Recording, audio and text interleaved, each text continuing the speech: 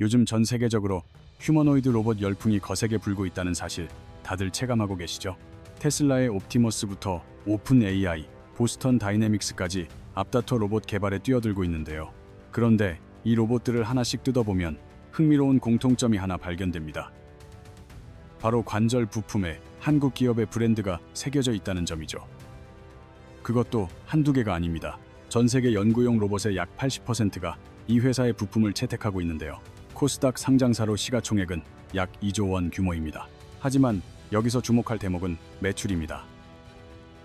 작년 실적이 389억 원 수준이거든요.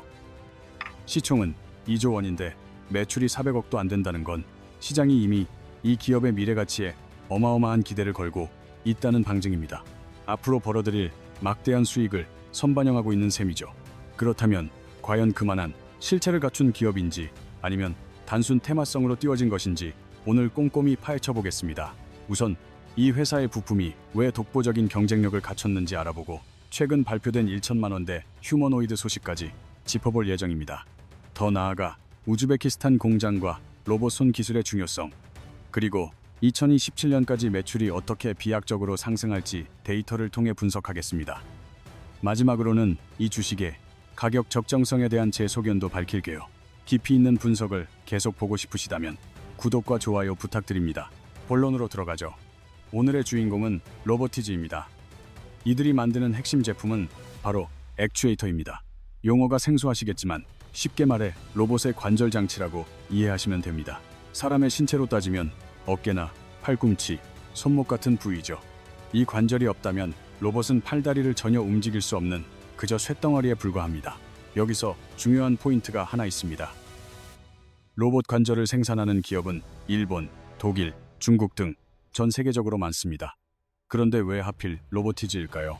이유는 매우 명쾌합니다. 타사 부품은 모터, 감속기, 센서, 제어기를 각각 따로 구매해야 하고 엔지니어가 일일이 연결해서 코딩까지 거쳐야 하니 로봇 하나 만드는데 수개월이 소요됩니다. 하지만 로보티즈의 다이나믹셀은 이 모든 게 하나로 통합된 올인원 제품입니다. 마치 레고 블록을 맞추듯 손쉽게 조립이 가능하죠. 다이나믹셀은 모터와 감속기, 센서, 제어기, 통신 모듈까지 하나의 모듈에 다 담았습니다. 덕분에 로봇 제조사의 개발 시간을 획기적으로 단축해주는 겁니다. 이게 얼마나 압도적이냐면요. 사측 발표에 따르면 전 세계 로봇 경진대회나 연구 플랫폼의 80%가 다이나믹셀을 표준처럼 사용합니다. 사실상 업계의 표준인 셈이죠. PC를 살 때 인텔 CPU가 탑재되었다는 것만으로 신뢰가 생기는 것과 비슷합니다. 로봇 업계에선 다이나믹셀이 딱 그런 위상이죠. 여기서 의문이 드실 수도 있습니다. 그렇게 잘 나가는데 왜 매출은 고작 400억대인가? 바로 이 지점이 흥미로운 대목입니다. 그동안 로봇 시장 자체가 연구나 교육용 위주의 작은 규모에 머물러 있었기 때문이죠. 하지만 휴머노이드 시장이 폭발적으로 개화하면서 판도가 완전히 바뀌었습니다. 수치로 입증해 드릴게요. 레퍼런스를 살펴보면 더욱 명확합니다. 테슬라, 보스턴 다이내믹스, 구글 딥마인드 같은 유수의 글로벌 휴머노이드 기업들이 이 제품을 사용합니다. 사실상 업계 거물들은 모두 거쳐갔다고 봐도 무방합니다. 만약 여기서 끝났다면 우수한 부품사 소개로 마무리되었겠지만 진짜 승부수는 지금부터입니다. 지난 4월 20일 로보티즈가 판을 뒤흔들 깜짝 발표를 했는데요. 바로 AI 사피엔스라는 이름의 이족보행 휴머노이드입니다. 사람처럼 두 발로 걸어다니는 로봇이죠. 걷기, 달리기, 댄스는 물론 외발서기까지 가능합니다. 그런데 가격이 1천만 원대라는 사실, 왜 이게 파격적이냐면 경쟁 모델인 중국 유니트리의 지일만 해도 약 2억만 원에 육박합니다. 즉, 한국 기업이 처음으로 글로벌 저가 로봇 시장에서 가격 경쟁력을 확보하며 정면 승부를 걸었다는 의미입니다. 그것도 중국 제품의 절반 가격으로 말이죠. 이런 혁신이 가능했던 이유는 핵심 부품 덕분인데 그 비결을 짚어보겠습니다. 이 모든 건 직접 만들기 때문입니다. 신형 액추에이터 다이나믹셀 Q를 자체 기술로 설계하고 생산까지 도맡고 있죠. 외부 조달 과정을 없애니 생산 비용을 획기적으로 낮췄고 그만큼 수익성은 극대화된 겁니다. 여기서 더 흥미로운 건 로봇 자체가 아닌 그 뒤에 숨겨진 전략입니다. 사실 이 로봇은 단순 판매용이 아니거든요. 자사 액추에이터의 우수성을 증명하기 위한 일종의 쇼케이스인 셈이죠. 자, 우리 부품으로 이런 휴머노이드도 가능해. 너희도 우리 부품을 써서 로봇을 만들어봐 라는 강력한 메시지를 시장에 던지는 겁니다. 심지어 핵심 소스 코드까지 전부 공개했습니다. 누구든 자사 부품을 활용해 로봇을 구현할 수 있도록 생태계를 연 거죠. 미국식 폐쇄 전략도 중국식 저가 물량 공세도 아닌 한국 기업만의 제3의 길을 개척한 것입니다. 부품의 표준화를 통해 전 세계 개발자들이 자사 하드웨어 기반으로 로봇을 만들도록 유도하고 있습니다. 구글이 안드로이드 OS를 무상 개방해 전 세계 스마트폰 제조사들을 자기 생태계로 끌어들인 것과 같은 이치입니다. 여기서 끝이 아닙니다. 사람의 움직임을 그대로 복제하는 학습 시스템이 핵심 포인트입니다. 전문 용어로는 리더, 팔로워, 리더, 팔로워 구조라 부르는데 아주 쉽게 풀어 설명해 드릴게요. 30년 경력의 베테랑 숙련공이 리더암이라는 장치를 조작해 직접 작업을 시연합니다. 그러면 옆에 위치한 로봇이 그 동작을 실시간으로 따라하며 방대한 데이터를 확보하게 되죠. 이 데이터를 시뮬레이터에 적용해 수천 번 반복 숙달시키면 로봇은 스스로 정밀한 작업이 가능해집니다. 부품 조립부터 용접, 검수, 분류까지 모두 가능합니다. 이게 왜 혁명적이냐면요. 예전에는 로봇에게 일을 가르치려면 전문 프로그래머가 일일이 코딩해야 해서 시간과 비용이 엄청나게 들었거든요. 이제는 현장 숙련공이 직접 보여주기만 하면 끝입니다. 고령화로 인한 숙련 기술 단절 문제가 심각한 한국 상황에서 사라져가는 장인들의 노하우를 로봇에게 고스란히 이식할 수 있다는 점이 놀라운 거죠. 은퇴를 앞둔 전문가들의 기술을 로봇에 저장하는 시대, 조금은 섬뜩하면서도 대단한 변화가 시작된 겁니다. 자, 이제 진짜 하이라이트인 로봇 손 이야기를 해보죠. 휴머노이드가 왜 이렇게 비싼지 아시나요? 정답은 가장 비싼 부품인 손 때문입니다. 물건을 잡고 돌리고 비트는 등 정교한 동작을 구현해야 하니까요. 다이와 증권 분석에 따르면 휴머노이드의 전체 자유도 중손과 팔이 차지하는 비중이 30-40%에 달합니다. 다리보다 훨씬 어렵죠. 업계에서는 보행은 이미 해결됐고 이제는 로봇이 손으로 얼마나 정밀하게 일할 수 있는지가 성패를 결정한다고 봅니다. 그래서 시중에 나와 있는 로봇손은 수천만 원을 호가할 정도로 매우 고가였습니다. 휴머노이드 한 대 가격이 2억 원을 넘기는 주요 원인도 바로 이 로봇 핸드에 있었죠. 하지만 올해 초 로보티즈가 800만 원대의 로봇손을 선보였습니다. 기존 제품 대비 70%나 저렴합니다. 부품의 90% 이상을 자체 제작하기에 가능한 가격 구조입니다. 손가락 5개, 20개의 자유도, 여기에 촉각 센서까지 탑재했는데도 800만 원이라는 합리적인 가격을 맞춘 거죠. 그 결과는 어땠을까요? 출시와 동시에 주문이 폭주하며 납기가 4개월이나 밀리는 상황이 벌어졌습니다. 구글, 애플 등 거대 빅테크 기업들이 줄을 서서 러브콜을 보내고 있는 상황입니다. 이런 현상이 왜 일어나는지 의문이 드시나요? 이유는 아주 명확합니다. 이 정도 성능의 이 가격을 제시하는 기업이 전 세계에 없기 때문입니다. 중국조차 따라오지 못하는 수준이죠. 중국산 저가 제품도 있지만 그건 기능이 제한된 단순 그리퍼일 뿐입니다. 20자유도의 촉각 센서가 달린 정밀 핸드 분야는 여전히 로보티즈가 압도적인 경쟁력을 보유하고 있습니다. 이제 오늘 대화의 핵심인 우즈베키스탄 공장 이야기를 해보겠습니다. 한국 기업이 왜 베트남이나 인도가 아닌 우즈베키스탄에 대규모 공장을 짓는지 궁금하시죠? 여기엔 다 전략이 있습니다. 작년 8월 로보티즈가 1억 원 규모의 유상증자를 단행했는데 이 자금의 대부분을 우즈베키스탄 공장 설립에 투입했습니다. 작년 12월 현지 정부와 맺은 협약 조건이 정말 파격적이거든요. 무려 2만 평에 달하는 대규모 부지를 현지 정부로부터 제공받는 조건입니다. 정식 협약을 맺었는데 조건이 진짜 좋아요. 부지 2만 평을 우즈벡 정부가 무려 6만 6천 제곱미터 규모입니다. 국가 전략 프로젝트로 분류되어 행정 처리도 신속하게 지원받고 세금까지 대폭 감면받는 혜택을 누리게 되죠. 각종 인센티브도 확실하게 보장됩니다. 우즈베키스탄 부총리가 직접 방문해 약속한 사안이니까요. 정부 고위급 인사가 전폭적으로 지원하는 사업이라는 의미입니다. 왜 이렇게까지 파격적일까요? 우즈베키스탄이 첨단 제조 역량을 키우려는데 우리 기업이 현지에 공장을 설립해 주는 것이 그들에게도 큰 이득이기 때문이죠.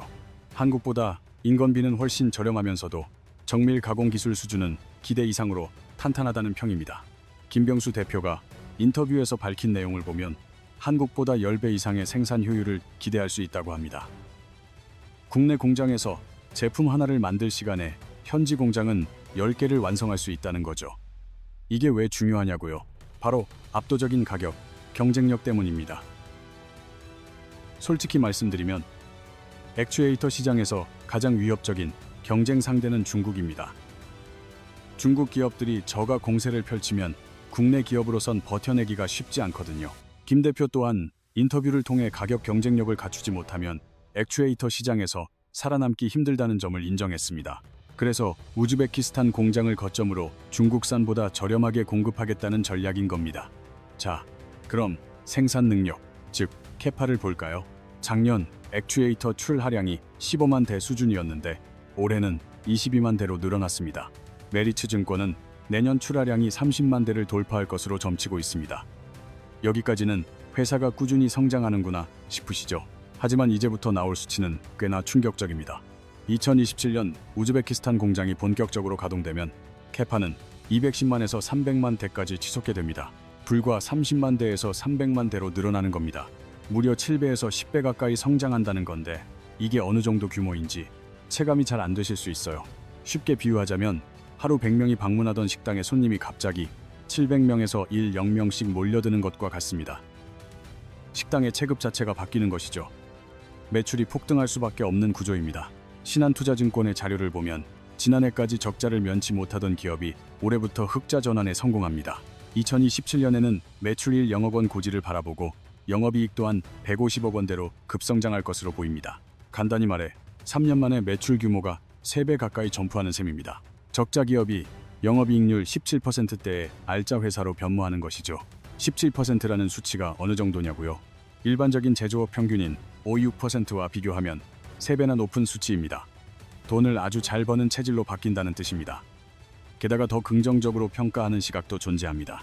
일본 다이와 증권 같은 곳에선 2026년에서 2027년 무렵 영업이익률이 20%대 중후반까지 도달할 가능성도 점치고 있습니다. 신한이 예상한 17%보다 10% 가까이 더 높은 수치를 제시한 셈이죠. 베테랑 분석가들조차 의견이 갈릴 정도로 변화의 폭이 큽니다. 왜 이런 극명한 차이가 날까요? 바로 로봇손의 높은 마진율 때문입니다. 아까 로봇손 가격이 800만 원이라고 했죠. 이건 단품 액추에이터와는 비교 자체가 불가한 고부가가치 제품입니다. 액추에이터는 수십만 원 선이지만 로봇손은 무려 800만 원을 호가하니까요. 부품의 90% 이상을 자체 생산하기 때문에 매출이 곧바로 수익으로 직결되는 구조입니다. 대형 테크 기업들이 앞다투어 구매를 원하고 있어 가격 결정권도 완벽히 회사 쪽에 있습니다. 여기에 데이터 사업까지 더해지죠. 우즈베키스탄 공장에 데이터 팩토리를 구축 중인데요. 사람이 로봇에게 동작을 시연하면 데이터를 수집해 AI를 학습시키는 비즈니스입니다.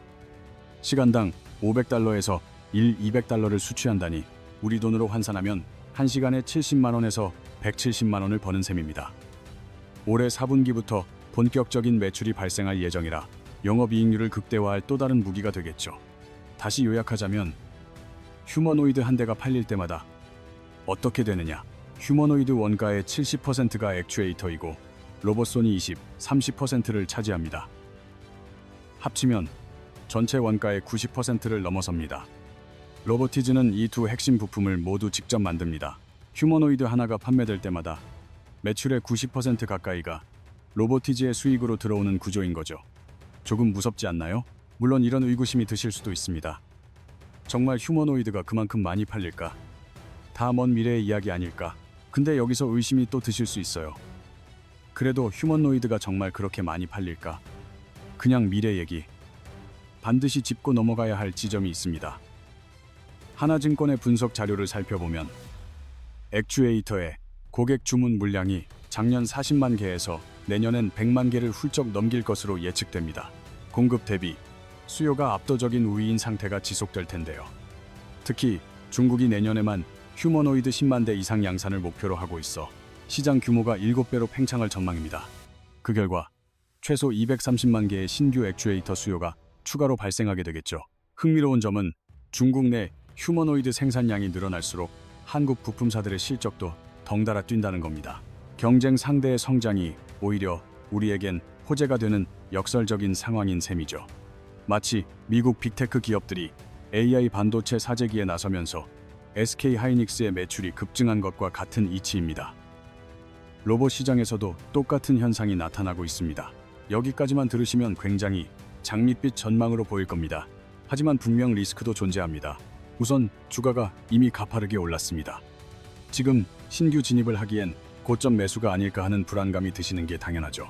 또한 유상증자로 인해 기존 주주들의 지분 가치가 희석될 우려도 간과할 수 없습니다. 시간차 리스크도 있습니다. 우즈베키스탄 공장이 풀가동되는 시점은 2027년입니다. 연 매출 940여억 원, 달성 역시 2027년을 목표로 하고 있고요. 지금 투자하시면 최소 1년 반에서 2년 정도는 실적이 가시화되길 기다려야 합니다. 단기 수익을 노리신다면 변동성을 견디기 어려우실 겁니다. 또 다른 큰 위험 요소는 모터 공급 병목 현상입니다. 액추에이터용 모터 일부를 외주에 의존하고 있는데 휴머노이드 수요가 폭발할 때 수급 차질이 빚어질 위험이 있거든요. 그래서 유상증자 자금 중 75억 원을 자체 생산 설비 확충에 투입하는 것이며 이는 나름의 안전장치라 볼 수 있습니다. 혹여나 휴머노이드 시장 개화가 예상보다 늦어질 가능성도 리스크 중 하나입니다. 하지만 최근의 파업 동향이나 로봇 기술 도입 속도를 보면 생각보다 시장 성장이 빠를지도 모릅니다. 그럼 어떻게 결론을 내려야 할까요? 저는 이렇게 정리하고 싶습니다. 로봇주 밸류에이션이 과하다는 지적은 타당합니다. 매출 400억 규모 기업의 시가총액을 보면 산술적으로는 터무니없이 비싸 보이죠. 하지만 3년 내 매출이 3배 성장하고 영업이익률이 한 자릿수에서 20%대 후반으로 점프하며 생산 능력까지 7배에서 10배까지 폭증한다면 현재의 높은 가격이 정말 거품인지 다시 고민해 볼 필요가 있습니다. 다만 1년 안에 단기간에 2배 수익을 보겠다는 조급한 접근은 위험합니다. 주가가 많이 오른 상태고 실적은 2027년부터 본격화되니까요. 대응 전략으로는 분할 매수로 꾸준히 모아가는 방식을 추천합니다.